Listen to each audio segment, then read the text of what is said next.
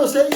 Tudo bem com vocês? Aqui hoje eu tô indo para mais um vídeo e dessa vez, galera, eu vim trazer de novo esse tipo de vlog ou essa conversa que eu dei com vocês sobre o mercado de Yu-Gi-Oh! E o assunto de hoje, guys, é a ascensão, a validação e a estagnação do mercado de Yu-Gi-Oh! E outros TCGs. Então, guys, se você gosta desse tipo de vídeo, de eu só trocando uma ideia com vocês, de eu apresentando um pouquinho do mercado para vocês, deixa o like, se inscreve aí embaixo.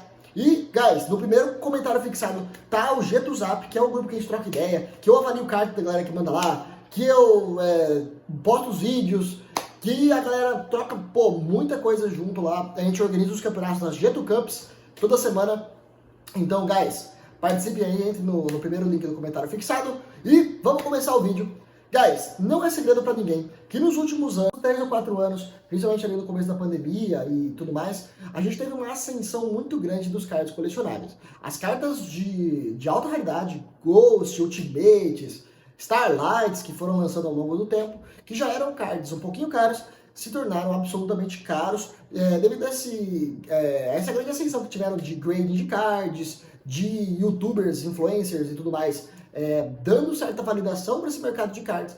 E nós tivemos nos últimos 4 ou 5 anos um grande crescimento no valor das cartas, principalmente de cartas colecionáveis de alta raridade e tudo mais. Quando esse tempo de que metagame ficou parado, que tivemos a ascensão dos remotes e tudo mais. Então, não é segredo para ninguém que nos últimos 4, 5 anos esses valores subiram demais.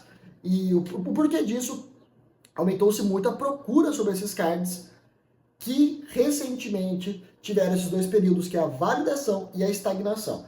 O período de validação, esses preços eles se mantiveram por um tempo, a galera foi comprando, foi comercializando, o número de colecionadores cresceu também, não só no mundo como no Brasil, as cartas grading têm o seu valor, cresceram de valor, foi dando essa validação, a galera foi fazendo esse mercado.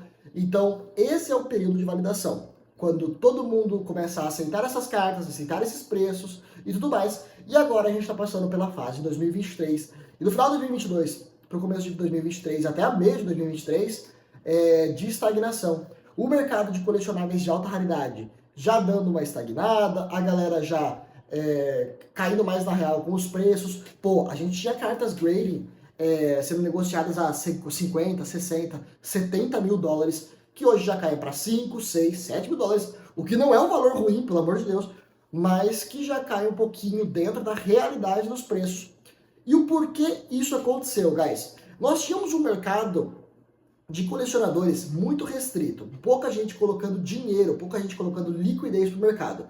Quando esses mercados deram uma crescida, mesmo que mínima, o mercado simplesmente explodiu. Quando você tem um mercado tão pequeno, recebendo tanto dinheiro, tanto aporte monetário, em pouco tempo, o mercado simplesmente explodiu, as cartas foram para um preço absurdo, e essas cartas, a gente tem que lembrar, elas têm baixa liquidez, nós temos pouca gente negociando e poucas cartas no mercado.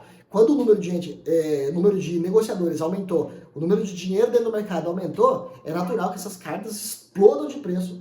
E agora, com o mercado ganhando mais gente, mais dinheiro, tudo se equalizando, nós temos a fase de estagnação, que é natural do mercado caindo, voltando dentro da normalidade. E isso assusta muita gente. Isso as pessoas falam, Getulino, e agora o mercado tá meio doido, as cartas estão caindo de preço, pelo amor de Deus, o que eu faço? Guys, é natural, isso vai acontecer. Acontece com todo o mercado. Quando você está na bolsa de valores, uma ação sobe muito, a tendência é que depois ela caia muito também. Aconteceu com o Magalu, por exemplo. Saiu, sei lá, de 30 centavos, foi para 25 reais, agora é negociado na casa de 3, 4 reais. Mas eu comprei a 25, de tudo tá 3. Mas a galera comprou a 30 centavos, tá 3, tá tudo bem. Então, é mais ou menos assim que acontece. O mercado, ele tem essas fases especulativas dentro dela. Mas, por exemplo, como eu sempre comparo a bolsa com as cartas, nós temos que ver, por exemplo, que cartas, muitas delas não saíram tanto de preço, ou aumentaram pouco de preço, ou caíram de preço. Então, dentro desse mercado, a gente tem que ver as nuances dele em si, né? E não só ficar de olho na especulação ou algo do gênero. E até por isso que eu trouxe aquela série chamada Yu-Gi Invest, que agora ela não deu um feedback tão bom no canal, então eu tento trazer ela, mas ela não tá dando muito resultado pra gente, então a gente tá deixando ela um pouquinho de lado, trazendo outros conteúdos, mas que trazem alguns panoramas que você pode usar na hora de montar sua coleção para não ter tanto prejuízo. Então, era muito natural que as pessoas comprassem decks, cartas muito pesadas, assim, de raridade alta, de metagame, e aí depois ela cai muito de preço. Isso acontece, isso é natural do mercado. Mas eu estou tentando trazer dicas que as pessoas possam usar, coleções que as pessoas possam ter, que não vão acontecer esse tipo de fenômeno dentro do mercado. Agora, falando um pouquinho de outros TCGs, nós tivemos nos últimos anos a ascensão e a queda de vários TCGs, o que é uma pena porque, assim como, por exemplo, o mercado de criptomoedas, nós temos o Bitcoin, Ethereum, moedas que tem um lastro legal, que tem bastante utilização, que a galera usa como reserva de valor e tudo mais, nós tivemos card games que simplesmente hyparam e caíram no esquecimento.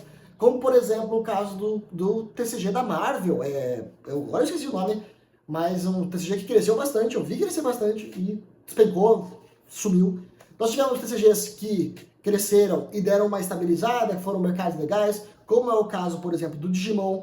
Nós temos TCGs que estão se provando também um pouquinho como Flesh and Blood, que ainda tem uma base sólida de jogadores, mas nós temos TCGs muito novos e alguns TCGs que deram uma caída boa, como por exemplo o caso do Dragon Ball.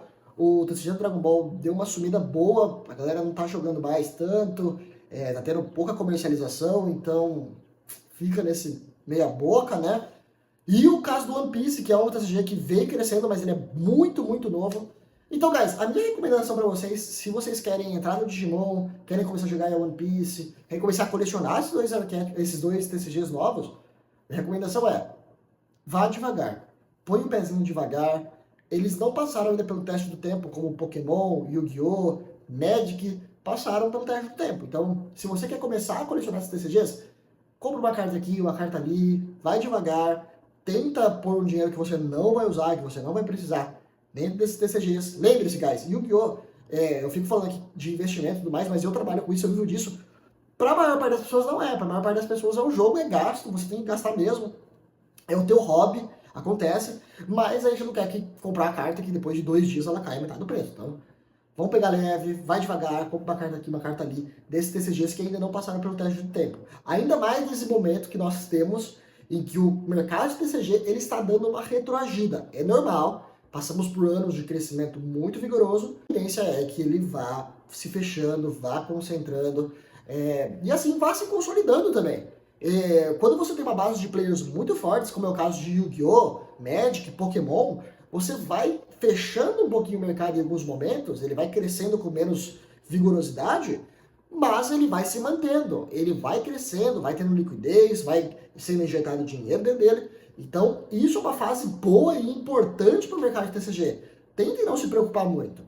Como eu sempre falo, é um mercado que comparativamente a gente pode enxergar semelhanças com bolsa e outras coisas, e você depois de um crescimento vigoroso, você tem a fase de estagnação, você tem a fase em que o mercado fica mais morninho, e assim vai o crescimento mais devagar e tudo mais dentro dele. Tá, Getulino, você falou tudo isso e realmente tem sentido no mercado mundial e o mercado brasileiro, Getulino. Como é que tá? Como é que tá as lojas brasileiras? Como é que estão as lojas brasileiras? Como é que tá o mercado brasileiro? Guys, o que eu ando vendo realmente dentro do mercado? Metagaming, ele nunca muda. Metagaming, ele sempre é muito procurado, os jogadores gostam do metagaming, as pessoas estão o tempo todo jogando, comprando e vendendo, então ele não é nem impactado por essas nuances de mercado muito hardcore que eu tô falando pra vocês. Talvez ele seja um pouco nas cartas de alta raridade e tudo mais, mas dentro do formato, a galera vai jogando, vai comercializando, tem uma liquidez muito alta, então esse mercado ele é sempre muito, dentro das instabilidades, ele é sempre muito instável, por ser um mercado de alta liquidez, por ter o tempo todo gente gastando bastante dinheiro nele, ele vai se mantendo. O que eu tô vendo, tendo um crescimento legal aqui no Brasil, em termos de Yu-Gi-Oh!, tá? O formato Edson tá ganhando bastante relevância, a galera tá jogando bastante, eu acho um formato bem legal, eu acho que a Konami é um tiro no pé ela não aceitar o formato e não investir no formato, porque é um formato legal. Dentro do nicho de Yu-Gi-Oh! Nós temos sim muitos saudosistas. Nós temos muita gente que gosta dos formatos antigos, é natural. Eu sou um cara que coleciona cartas antigas porque eu gosto do anime antigo, eu gosto de Yu-Gi-Oh! GX, eu gosto de 5DS pra caramba. Então nós temos os jogadores mais saudosistas e hoje o mercado de Edson, ele tá um mercado muito mais barato do que era antigamente. Então, por exemplo, você tem reprints de cartas como o Enemy Controller, você tem reprints de muitas cartas dos boxes que vieram novas aí de reprints antigos, Você tem bastante carta entrando nesse mercado, é um mercado que está se tornando cada vez mais acessível, então é interessante o investimento nele. É interessante você, que gosta dos formatos, correr um pouquinho atrás, porque você vai achar campeonatos remote, talvez tenha um campeonato ou outro físico, já eu não sei muito bem, porque às vezes né, numa região mais afastada, mais você não consiga, mas em São Paulo e regiões maiores você consegue esse formatos de Edson, consegue ter jogos legais dentro desse formato. O mercado de colecionadores, estou sentindo esse impacto de tá dando uma reduzida, ter menos gente procurando, ter sim dado uma consolidada. Isso quer dizer que o mercado está morto? Não, não tá. Ele, comparado a, por exemplo, 5, 6 anos, ele está muito bom. A galera ainda está colecionando, a galera ainda está comprando carta Ultimate, está comprando carta Ghost. Comparativamente com o mercado Meta, não é a mesma coisa. Mas está crescendo, é um mercado legal. É um mercado que você pode, como eu falei, colocando seu pezinho aos poucos, tendo um portfólio de cartas legais para você colocar. Mas ele realmente deu uma caída aí nos últimos meses, no último ano em si, tá dando uma consolidada junto com o mercado lá de fora. E falando de outros TCGs, o que eu sinto no Brasil? Temos 2 TCGs novos que têm certa relevância. O primeiro deles, e que eu gosto mais que o outro, é Digimon. Digimon é um TCG que ganhou relevância, o pessoal gosta de jogar. Ele tem o apelo um pouquinho do anime, ele é um TCG muito interessante e ele está consolidado. Você pode ver que ele cresceu menos, mas a base de jogadores jogando permanece firme, a galera tá jogando, a galera gosta do jogo.